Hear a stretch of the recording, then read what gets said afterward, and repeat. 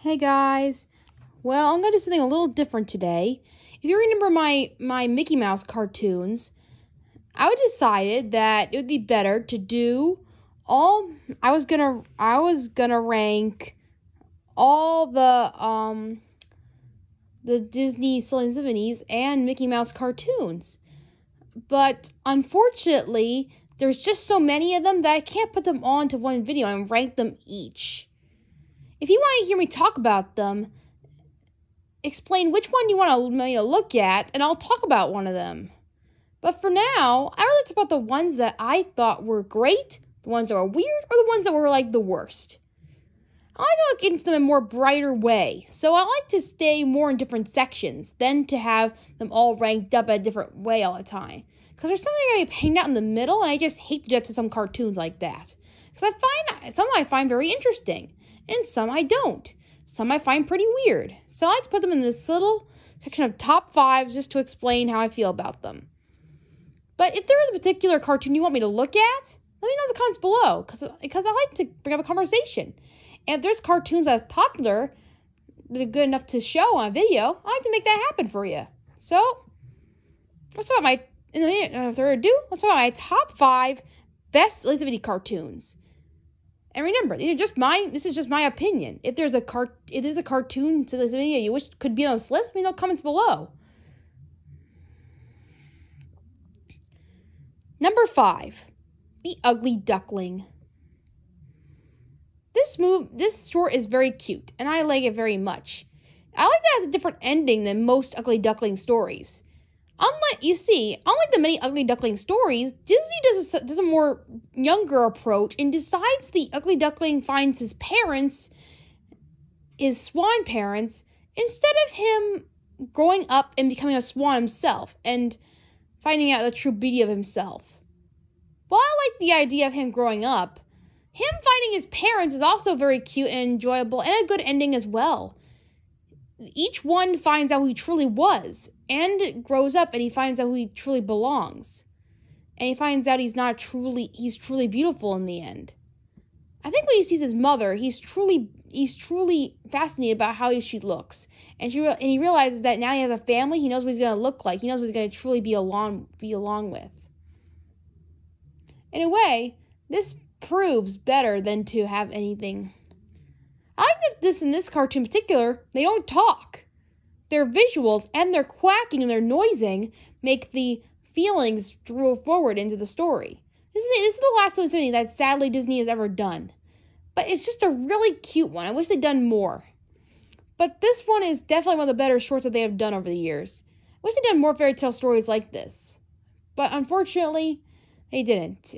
And also this short is one of the more sadder Disney shorts I ever seen. Just him crying and desperately looking for a family and for him to be along is just heartbreaking to watch. Especially towards the end where he's crying with tears.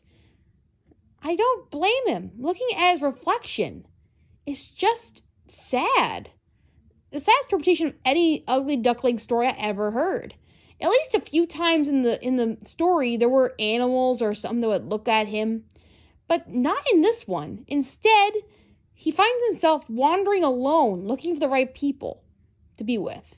First, it starts with the duck family, of course, like it always does, and then once they dislike him, they leave him alone.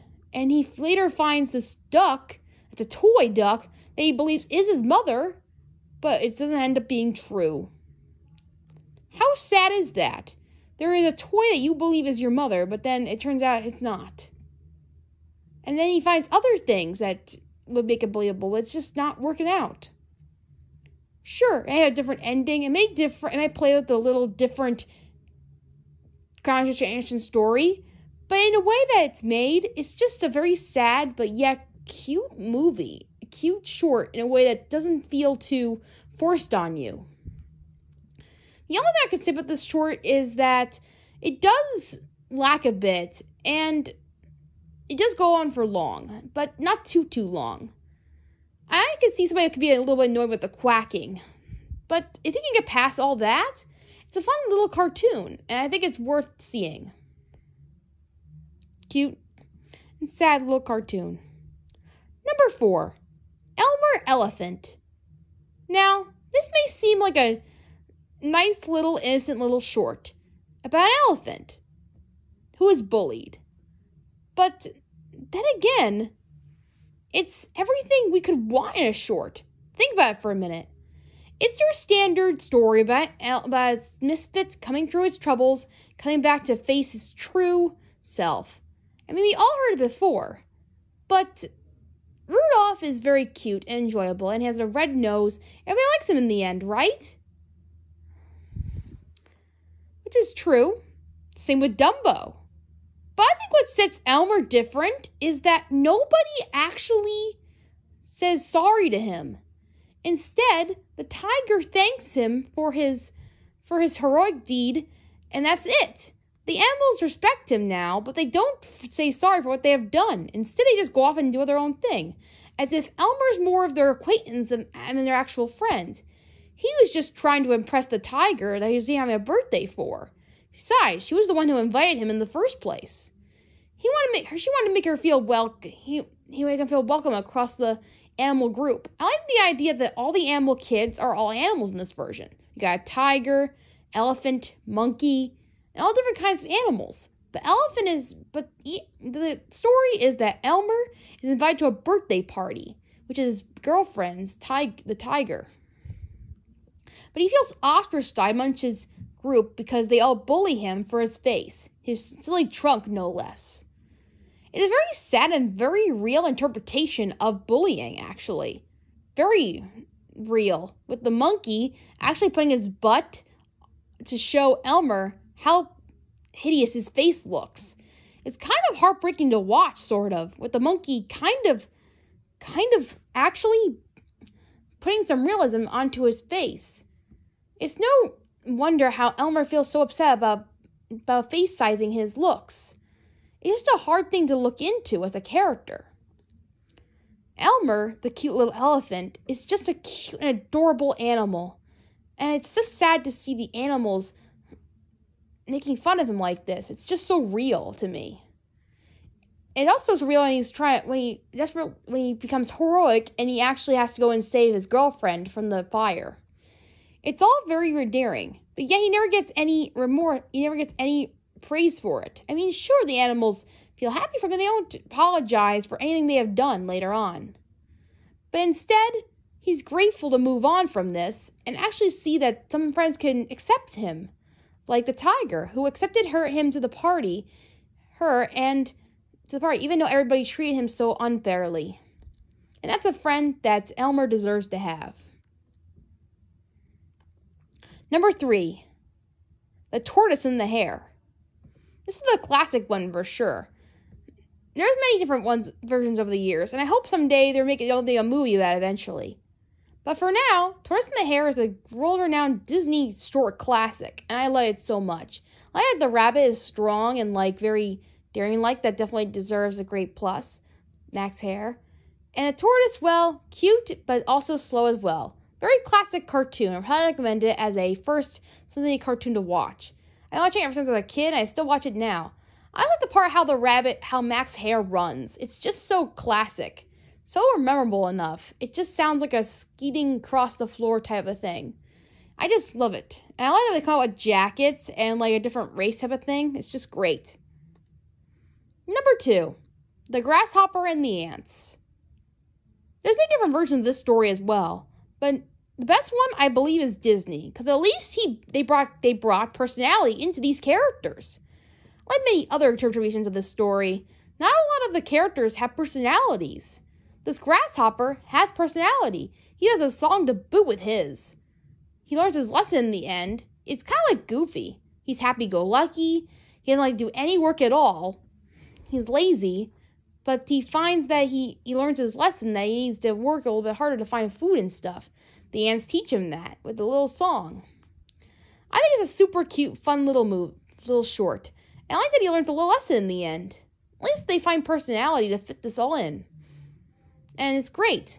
And the queen is definitely a great personality to ruling over the ants. And the ants do fool around a bit when they meet the grasshopper too at first. But they learn the best of work and effort. And that's where he gets food in the end. It's just an enjoyable, cute little short. And he does come back in future entries, like in Wilbur and many others. This grasshopper appears so much in the Disney cartoon universe that I can't help but wonder more about him. Goofy even joins up with him, teams up with him from time to time again. And of course, number 1 is the Three Little Pigs. Of course they would be on this list. Not only, I think the best thing about Disney for these symphonies is that not only do they put their own spin on the story, all the characters have personalities that don't make them veer too much from the source material or make them feel any out of place. Instead, they feel right in the place, and sure. Practical Pig is, well, practical. Diddler Pig is Fiddler, and then he has Piper Pig, who plays a flute. They're all different in their own right, and I like how they interpreted one from the other. They couldn't just slap 3 pigs and say, hey, here you go. No, they gave them all personalities in a cool and cute, fun way. And they all gave them a song and everything. It just feels so great. And now, here are a few honorable mentions. Who Killed Cod Robin? This is a classic cartoon, I think. I haven't seen it before, but it's definitely really good. It's actually about, I'll give you a premise. It's about this bird who, well, gets killed. Kind of dark, pretty honest. But then there's a whole court session about who killed him in particular. It turns out the reveal is pretty funny. It's actually Cupid, which I saw it coming from the very beginning anyway. But still, it's a very funny and weird ending to go off of. But it's still a very fun cartoon in that how they address who killed him and all these wacky rhymes and stuff. I don't know. It's not weird, it's just kind of funny in the way that they interpret this particular story. I just think it's pretty fun and fun to watch for sure. It's pretty funny for the most part as a cartoon. It's just one of those classic cartoons that just matches pretty well. And as for the cute little reveal, I think it's pretty cute in the way that they tried to reveal it. It's not very cute that in the beginning it was just called Robin falling in love, and he just died from being in love, I guess. It's just a very interesting cartoon concept, I guess. The Water Babies. Many Symphonies cartoons involve the cartoon characters being in a very Fantasia-ish type of cartoon, one way or another. And one of them is definitely the Water Babies, where it's just mermaids as babies. Okay? Cute premise enough, but I like the idea of it. I mean, like, they're very cute, and I like how the animals go on about in here. In fact, I saw it Under the Sea tape one time. I never knew exactly what those scenes were from. Now I know they're from this particular cartoon in particular. And I kind of find it pretty cute, I guess. The Flying Mouse. Okay, sure. I know what you guys are thinking. It's about a mouse that just wants to fly one day, right? Sounds generic enough, right? You'd be wrong. This cartoon is actually really dark, and it actually works very well. This short sure has a lot of animated text going for it, but it's just so good that I just cannot not mention it. It's about a mouse who wishes he could fly. One day he gets his wish, and he flies all around the place, but he's mistaken for a bat and flies off, and a lot of people are afraid of him, and so are the bats as well. Sure, it's a simple story where he dreams of something and it backfires on him. Simple story, but still a rather cute one, and I like how the darkness brings out, like when he finds out he's like this forever, he's just so scared and terrified. He doesn't want to be a flying mouse anymore. It's just heartbreaking to watch in a way. But it's still a rather pleasing and cute little short that has a lot of depth to it. The Skeleton Dance. How can I not talk about the Skeleton Dance in this? It's just unbelievable. The first Symphonies short, I just had to mention it right here. It's definitely good. A lot of great music, a lot of great dance moves for the skeletons. What a great one, just a classic. The Old Mill. This one may not be the best storytelling-wise, but it's a classic short for art and animation. And definitely animals that work very well together. Sure, there's no quite a story to it, but it's definitely just beautiful to look at the visuals of this particular one. And it's the first one, the multiplayer camera, of course. The Christmas ones. The Christmas ones are pretty good, but they're not much to be good about. And some are actually racially sensitive these days. So, I can't really say I can watch them every time. And that's all my favorite symphonies. Which ones do you like? Is there think there's one that I didn't put above the rest? Let me know in the comments below, and I'll see you next time. Bye!